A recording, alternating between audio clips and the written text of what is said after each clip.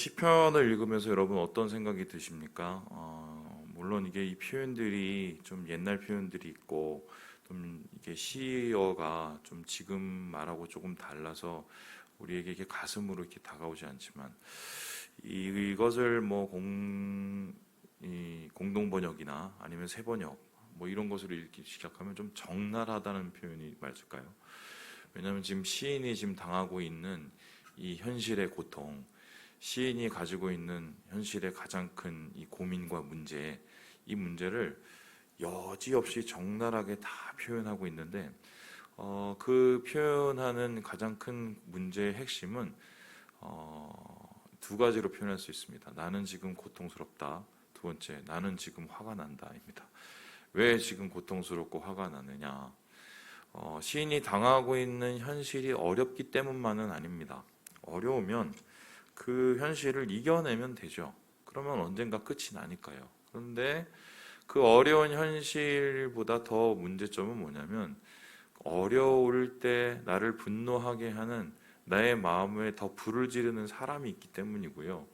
그러한 사람들 때문에 그 어려움의 끝이 잘 보이지 않기 때문입니다.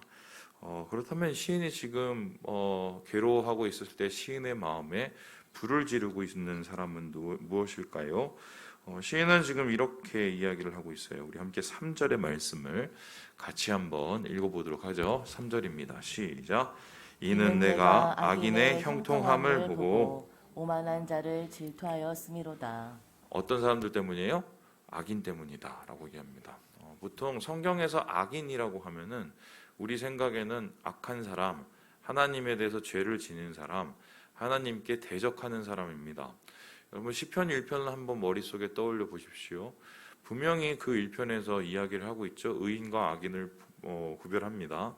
그래서 의인은 하나님의 말씀을 주야로 묵상하는 사람, 악인은 자기의 뜻과 자기의 욕심을 따르는 사람. 그래서 의인은 하나님께서 인정하시는 사람, 악인은 망하는 사람, 그리고 의인은 열매를 맺는 사람, 악인은 한마디로 정처 없이 떠도는 인생과 같은 사람. 분명히 성경에서 우리는 그렇게 읽었단 말이에요. 그런데 시인이 당하고 있는 그 현실 속에선 그 시편의 1편 말씀, 그리고 더 나아가서 신명기에 하나님께서 이스라엘 백성에게 주셨던 그 약속의 말씀 28장에 나오면은 순종하면 복받고 불순종하면은 저주받고, 이 공식이 이루어지지가 않고 있는 거예요. 어떻게 현실이 말씀과 똑같을 수 있겠어요? 뭐 이런 말씀 하시는 분도 있습니다. 그리고 어떻게 교과서로 이 세상을 살아갈 수 있습니까? 물론 그렇게 얘기할 수 있겠죠. 어떻게 모든 현실이 성경적일 수가 있겠느냐?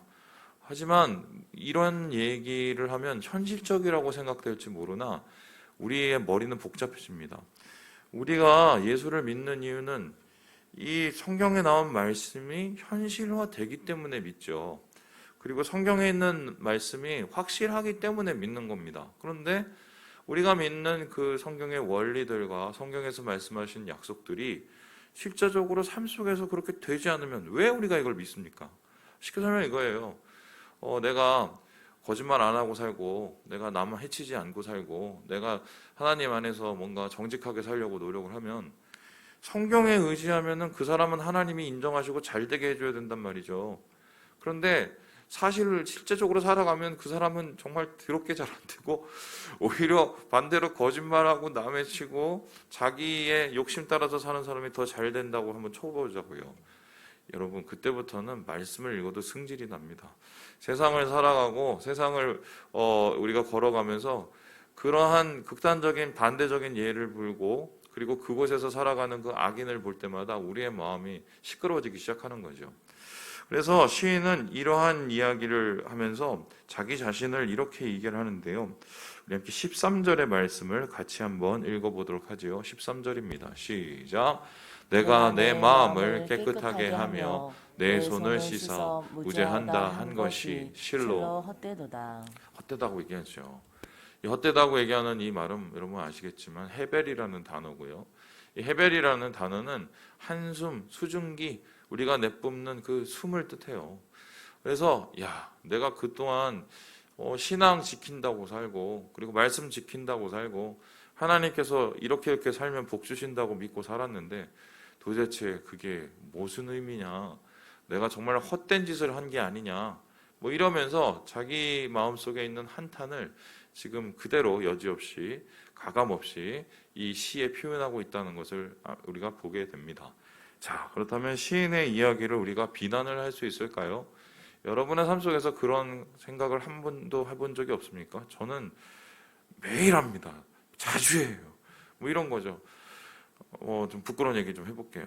목회자로서 진짜 내가 이렇게 양심을 지키고 사는데, 아니 어떻게 저렇게 정말 사꾼 같은 인간들은 목회가 저렇게 잘 되고, 아니 내가 이렇게 정직하게 살려고 하는데, 야 이거 어떻게 이러는데 뭐 하나 뭐 더 얻어지는 것 없고 도대체 나는 뭐 하냐 뭐 이런 생각이 수없이 스쳐가죠. 전화 받을 때도 스쳐가고 지나갈 때도 스쳐가고, 마치 막 이런 얘기들이 쌓이고 쌓이면 나중에는요, 이 마음속에 이걸 덜어내지 못하면은 이게 거의 영적인 암이 돼요. 기도가 안 나와요. 그 불평과 이 불만이 마음속에 쌓이고, 그리고 마음속에 있는 여러 가지 회의적인 생각들이 이렇게 쌓이기 시작하면 그때부터는 기도를 해도, 그리고 하나님 앞에 예배를 드려도 뭔가 해결되지 않는 마음에 그런 것이 있기 때문에 괴로워지는 거죠. 그래서 주님 앞에 나아가기가 참 힘들어지는, 저 매일같이 그것을 경험하거든요. 자, 그렇다면은 오늘 말씀 속에서 우리가 이러한 시인의 가지고 있는 현실적인 문제, 악인의 고통에 대한 문제, 그리고 그들의 삶을 바라보면서 자기의 삶을 평가하는 이 문제에 대해서 우리도 동일하게 고민을 하고 우리도 동일하게 그것을 생각하고 있을 터인데, 이 시를 우리가 어떻게 읽어야 될까요? 좀 제가 반대로 한번 설명을 해볼게요. 이러한 이야기들은 우리가 머릿속에는 하고 있지만 마음속에는 하고 있지만 실제적으로 교회 교인들과 얘기를 잘 안 하잖아요. 그런데 오늘 하나님께서 이 시편에 이러한 시, 소위 말해서 금기와 같은 이러한 이야기들을 그대로 다 풀어내게 하시고, 그리고 이 시를 읽는 사람마다 그것을 공감하게 하시는 그 하나님의 의도는 도대체 무엇일까? 그리고 더불어서 이 시편을 이렇게 지은 150편의 시편을 묶을 때 분명히 이 시를 빼놓을 수도 있었는데, 왜 그 시편을 편집하는 그 사람들은 왜 이 시를, 그것도 73편, 그러니까 이 3권, 시편이 5권으로 이루어져 3권의 첫 번째 이 시를 두고 이걸부터 읽게 나갔을까? 저는 여기에 대한 고민을 하게 되는데요. 오늘 말씀을 보면서 물론 내일 읽는 말씀은 여기에 대한 해답은 나와요. 하지만 저는 한 3가지를 한번 생각을 해봤습니다. 예, 우리 함께 2절의 말씀을 같이 한번 읽어보도록 하겠습니다. 2절의 말씀입니다. 시작. 나는 거의 넘어질 뻔하였고 나의 걸음이 미끄러질 뻔하였으니. 이 시가 꼭 여기에 있어야 되는 이유가 첫 번째는 뭐냐면요, 하나님 앞에 마음을 그대로 공개하고 오픈하는 것은 죄가 아니기 때문이에요. 문제는요, 자기 마음을 가리고 자기 마음을 거짓으로 덮는 겁니다. 시인은 그런데 지금 하나님 앞에서 내가 이렇게 하나님 살려고 합니다. 주님 잘 아시죠? 축복해 주세요. 마음은 부글부글 막 끓는데 이렇게 하지 않았어요. 마음에 있는 것을 그대로 하나님 앞에 드러냅니다. 그래서 하나님, 내가 사실은요 넘어질 뻔했습니다. 내가 사실은 미끄러질 뻔했습니다.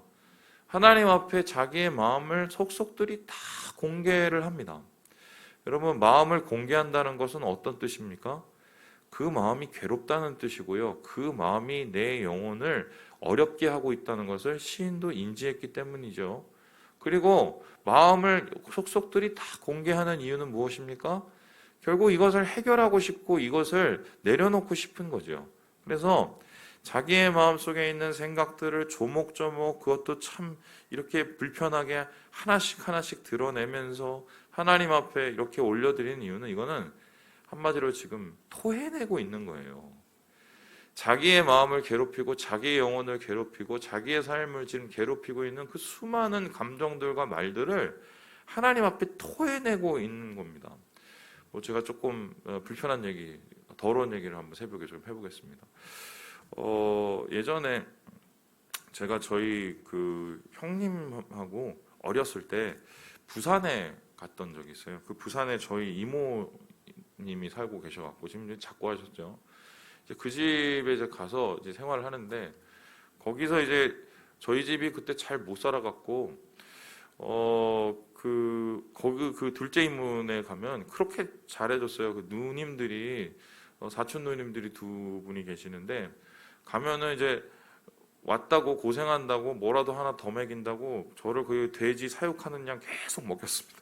저 이제 거기 내려가서 그걸 막 이렇게 주는 대로 막 얻어먹고 하다가 제가 그때 변비가 있었어요. 왜 그랬는지 잘 모르는데 변비가 있었고, 그러니까 배출은 못 해내고 계속 쌓이고 먹기 시작하니까 이제 배가 나오기 시작하니까 더부룩해지면서 나중에는 이게 꼴깍꼴깍 거리는 거예요, 여기서. 그러면서 막 속이 답답해지기 시작하는데 그 어릴 때 그때 제가 초등학생이었던 것 같은데 이게 뭐 해결이 안 나고 막 숨도 못 쉬게 갖고 막 그래서 그 밤에 누님들이 와갖고 손가락 묶고 따고 몇 별짓을 다 했어요. 뭐 주무르고 뒤에 밟고 막 안 되는 거예요. 저 아직도 기억을 해요, 어렸을 때. 그게 어떻게 해결되는지 아세요? 갑자기 누님이 뒤를 누르다가 갑자기 이렇게 막 쏠리기 시작하는 거예요. 그래서 그거를 다 이렇게 다 뱉어내 놓고 나서 이게 다 쏟아지고 나서 속이 후련해지는데요. 진짜 이게 뭐 제가 그때 그 감정을 아직도 기억을 하고 있어요. 죄송합니다. 쾌감이랄까? 속이 뻥 뚫리는 거죠, 속이. 그러면서 배변도 잘 되고 나중에 식사도 잘 되고 아마 이제 그랬던 것 같아요. 그 내려가면서 남의 집에서 어쨌든 친척이지만 이렇게 불편하니까 막 그런 게 좀 되게 예민했던 것 같고 또 그러면서 또 계속 주니까 먹으니까 또 그 더 심했던 것 같고. 근데 그러고 나서 그거를 다 개우고 나서 이게 다 해결이 됐어요. 근데 제가 그때 아직도 기억을 하는 게 그 개우는 걸 그때 그 사촌 누나가 그걸 다 내 앞에서 치우더라고요. 지금 생각해보면 참 진짜 고마운 누나예요. 근데 요즘에 고맙다는 얘기도 한마디도 못하고 해결이 나는 거예요. 해결이. 여러분 뭐 이렇게 더러운 얘기해서 죄송한데 주님 안에서도 이게 마찬가지거든요. 안 되는 감정, 못된 생각들, 못난 마음들을 계속 마음에 품고 살면 이게 계속 누적이 돼서 영적인 정체가 일어나죠. 그런데 이거는 개원해야 돼요. 우리가 하나님 앞에 있는 모습 그대로 드러내야 되죠. 부끄럽지만 하나님 앞에 부끄러울 게 뭐가 있겠습니까? 어차피 하나님 다 아시는데. 그래서 시인은 지금 이렇게 속속들이 자기를 투명하게 하나님 앞에 드러내는 것은 저희가 진짜 영적으로 주님하고의 거리낌이 없고 자유케 하기 위해서 그것을 드러내놓고 기도를 하고 있다. 그렇게 우리가 보게 되는 것입니다. 그리고 오늘 말씀을 보면서 또 생각하게 되는 것은 두 번째인데요. 우리 함께 16절의 말씀을 같이 한번 읽어보도록 하겠습니다. 16절입니다. 시작. 내가 어쩌면 이를 알까 하여 생각한즉 그것이 내게 심한 고통이 되었더니. 지금 이렇게 하나님 앞에 토해내는 기도와 더불어서 시인이 이렇게 자신의 감정을 여지없이 다 드러내는 것은 잘 보세요. 처음부터 끝까지 보면 이렇게 얘기를 하면서 자기 자신을 계속해서 질문을 하고 조사를 합니다. 자기의 마음이 지금 어떤지 헤아려 보는 거죠. 사람이 사람을 아는 것 같지만 자기 자신도 모르는 게 사람입니다.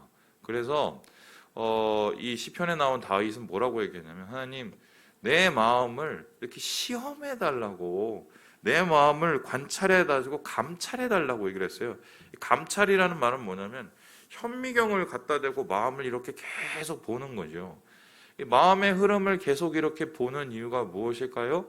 마음을 감찰함을 통해서 내가 지금 무엇이 문제인지, 어디에 어떤 생각을 가지고 있는지, 어떤 마음속에 자꾸 내가 비뚤어져 있는지를 보게 되는 것입니다. 그리고 그러한 자기 자신을 깨닫고 그 부분에 대해서 조심하게 되는 거죠. 이렇게 우리가 좀 생각을 하기 시작하면 우리의 삶이 조금 쉽게 풀릴 수 있어요. 이런 겁니다. 어떤 분은 계속 돈 문제에 막 흔들리죠. 어떤 분은 계속 이성 문제에 흔들립니다. 어떤 분은 또 어떤 관계 문제로 계속 흔들립니다. 그게 그냥 아무 생각 없이 아유 또 돈이야, 또 이성이야, 또 관계야 그렇게 생각하면 아무것도 남는 게 없어요. 그런데 내가 왜 그러는지를 한번 잘 고민해 봐야 돼요. 하나님 앞에 있는 모습 그대로 다 드러내면서 하나님 내가 왜 자꾸 이렇게 이 문제로 고통을 받을까요? 하나님 내가 왜 이 악인들의 모습에 더 화가 날까요? 이렇게 문제를 직시하고 드러내고 관찰을 하기 시작하면은 그 겉에 있는 문제의 뿌리를 보게 되죠. 죄의 뿌리. 예를 들어서 이 다윗이 계속 여자 문제로 문제가 생겼던 이유가 뭔지 여러분 아시죠? 그가 어렸을 때 왕따 당해서 그래요. 가족 속에서 인정 못 받고 왕따를 당하니까 그런 식으로 애정이 결핍된 것을 채우려고 계속 부정적인 관계들을 맺잖아요. 그래서 우리 마음을 시험하고 우리 마음을 돌아보는 것을 통해서 결론적으로 하나님이 나를 고치시고 또한 내가 주님 안에서 뭔가 결단을 할 수 있는 계기를 마련하는 거죠. 그래서 시인은 지금 드러냄과 동시에 자기를 감찰하면서 하나님 앞에서 영혼을 고치는 그 과정을 우리가 보게 되는 것입니다. 마지막으로 오늘 시인의 이야기 중에 우리가 읽게 되는 이 시인이 자기를 다 드러내는 이유가 무엇일까? 우리 1절 읽고 마무리해 보도록 하겠습니다. 1절입니다. 시작. 하나님이 참으로 이스라엘 중 마음이 정결한 자에게 선을 행하시나. 지금 하나님께서 나에게 어떤 분이신지를 먼저 이야기를 하죠. 선을 행하신다.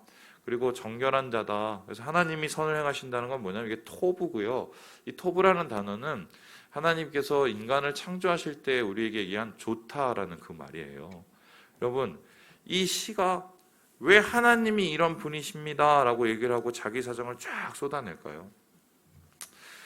이 소리는 이게 뭐냐면 어쨌든 저쨌든 내가 힘들든 어렵든 내가 괴롭든 내 마음이 엉망진창이건 그래도 하나님의 말씀 앞에 서려는 노력이에요.